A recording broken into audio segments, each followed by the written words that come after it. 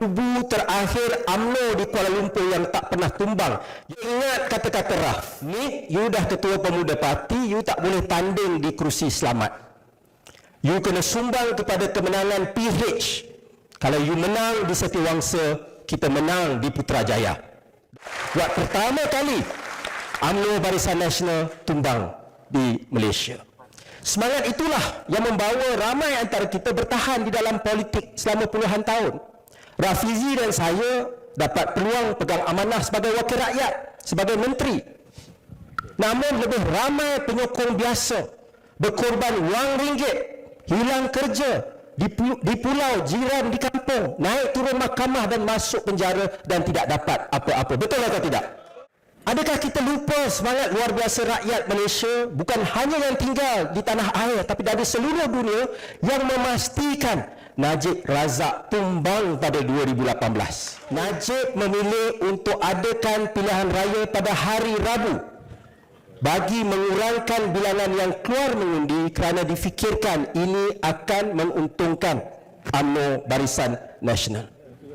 Ada dua orang rakyat yang mengusahakan inisiatif undi Rabu, mengumpulkan RM250,000 dari orang ramai dan mengedarkan wang ini kepada golongan berpendapatan rendah agar mereka dapat pulang mengundi. Setiap hari mereka akan berada di ATM tak jauh dari sini di Taman Tun selama sejam untuk uruskan wang tersebut. Ada satu lagi inisiatif pulang mengundi, memadamkan rakyat Malaysia untuk berkongsi kenderaan dan mendapat sumbangan untuk pulang mengundi, melibatkan 4,000 penyumbang dan 2,000 pengundi. Ramai pengundi Sabah yang tinggal di Semenanjung dapat membeli tiket kapal terbang daripada program ini. Dan kisah yang saya tidak boleh lupakan ialah kisah Christina Mariswamy, anak Malaysia yang tinggal di Texas, Amerika Syarikat. Beliau hanya menerima kertas undi pada 7 Mei 2018, 2 hari sebelum mengundi. Kalau orang biasa macam kita, mungkin kita dah give up. Christina terus ke lapangan terbang Houston dan mengangkat kertas untuk mencari sesiapa yang akan ke KL. Kita kena ingat tidak ada direct flight daripada Houston ke KL. Dan secara kebetulan bertemu seorang juruterbang Malaysia yang akan melalui Taipei untuk pulang ke KL. Dan beliau juga nak pulang mengundi. Juruterbang tu sampai ke KLIA, serahkan kertas undi itu kepada seorang lagi pengundi yang nak pulang ke Pulau Pinang. Dan akhirnya kertas itu sampai ke Dun Macang Bubuk di mana Christina mengundi. Kisah-kisah yang menyayat hati. Pengorbanan rakyat Malaysia yang biasa nak tengok perubahan. Mereka hanya nak lihat pertukaran kerajaan berlaku secara aman dan perubahan-perubahan yang dijanjikan akan dilaksanakan apabila kita memegang tampuk pemerintahan. Namun hari ini kita dapat lihat sistem politik yang masih terperangkap dalam kitaran ketidaktentuan dan kompromi. Cycles of instability and compromise yang mengenepikan agenda reformasi dan perubahan yang telah acap kali kita janjikan. Setiap hari orang bertanya, apa dah jadi? Mengapa PH dan PKR begini? Mengapa kami penyokong-penyokong diambil mudah? Mengapa PH tidak mendengar pandangan rakyat? Mengapa PH mengkhianati prinsip-prinsip asasnya? Dan mengapa PH mengulangi kesilapan sama yang kami pilih untuk PH betulkan? Ini amatlah menyedihkan kerana inilah kumpulan yang meletakkan kepercayaan dengan kita. Tidak ada kepentingan. Mereka telah dikecewakan sekian lama dan tidak masuk akal untuk mengharapkan mereka bersabar selama-lamanya. Jika dulu Pakatan Harapan bercakap tentang harapan, kini PH pun dah mula mainkan sentimen ketakutan.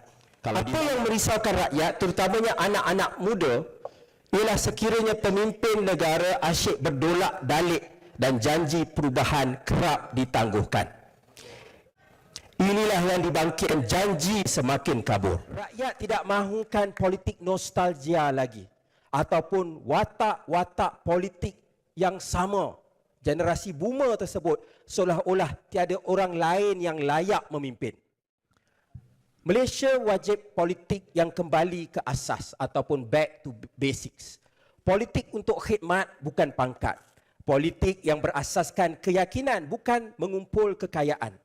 Politik yang berteraskan kejujuran, bukan kedudukan dan kepentingan. Politik yang membuatkan rakyat berharap, bukan meluat. Politik yang memahami perubahan bukan hanya pertukaran kerajaan, tetapi pertukaran idea dan corak pentadbiran. Perjuangan ini tidak boleh mati hanya kerana kita kecewa. Perjuangan ini tidak boleh terhenti hanya kerana sistem melelahkan. Perjuangan ini tidak boleh digadaikan bulat-bulat kepada mereka yang melihat politik sebagai mainan kuasa. Perjuangan ini mesti diteruskan bersama-sama generasi baru.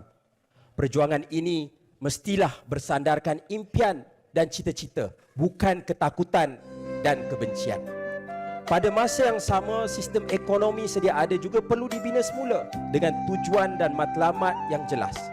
Kita mahukan ekonomi yang melahirkan nilai, yang lebih lestari dan memastikan martabat insan terpelihara. Dalam dunia yang semakin tidak menentu, apa yang boleh kita lakukan agar Malaysia dapat terus ke depan?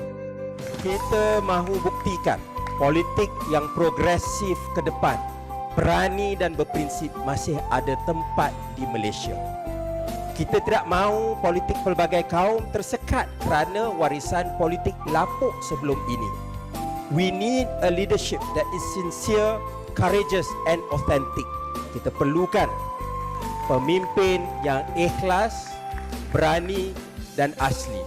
Perjalanan ini bukan mudah, tetapi sejarah tidak pernah dibentuk oleh mereka yang menunggu keadaan menjadi budak. Baliknya, sejarah dibentuk oleh mereka yang berani memulakan sesuatu ketika ramai yang lain sudah berhenti percaya.